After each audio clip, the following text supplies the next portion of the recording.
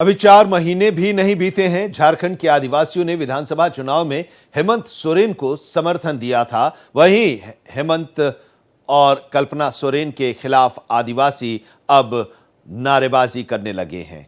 हालांकि आदिवासी समाज क्यों नाराज है और आखिर आदिवासी समाज हेमंत सोरेन का विरोधी क्यों हो गया है, जानने के लिए देखिए भारत एक्सप्रेस की एक्सक्लूसिव रिपोर्ट।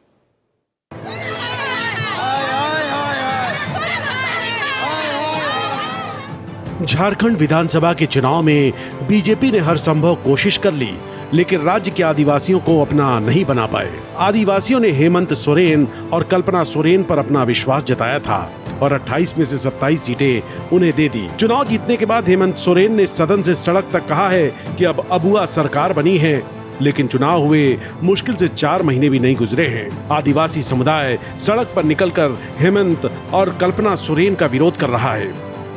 हम लोग लगातार 3 महीना से आंदोलन कर रहे हैं सरना के सामने से फ्लाईओवर रैंप को हटाने के लिए, जबकि सरना स्थल का 10 फीट भी रोड के नाम पे लिया गया है जो खतियान में दर्ज है, और उसी 10 फीट को अभी तक हम लोग मांग कर रहे हैं कि हमारा फ्लाईओवर रैंप को हटवा दीजिए।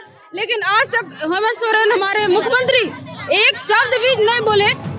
आदिवासियों का विरोध इतना ज्यादा है कि सरहुल के मौके पर मुख्यमंत्री और उनकी पत्नी को सरना पूजा करने के लिए भारी पुलिस बल का सहारा तक लेना पड़ा। जाहिर है झारखंड मुक्ति मोर्चा आदिवासियों के इस विरोध पर चुप्पी साधे है, लेकिन सरकार में उसके साथी बीच बचाव के मूड में है।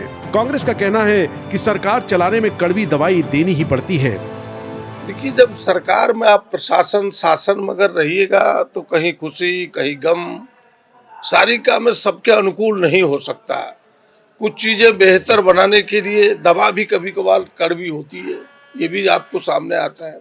तो सरकार सबके बारे में विचार करती है। हमें नहीं लगता कि कोई ऐसी चीजें सामने आई है जो जिस विषय की ओर आपने मेरा ध्यान दिलाया है। हमें लगता है कि जल्दी ही कुछ न कुछ उसके समाधान निकलेंगे। झारखंड में विधानसभा चुनाव के बाद से ही बीजेपी भी मौके की तलाश में है।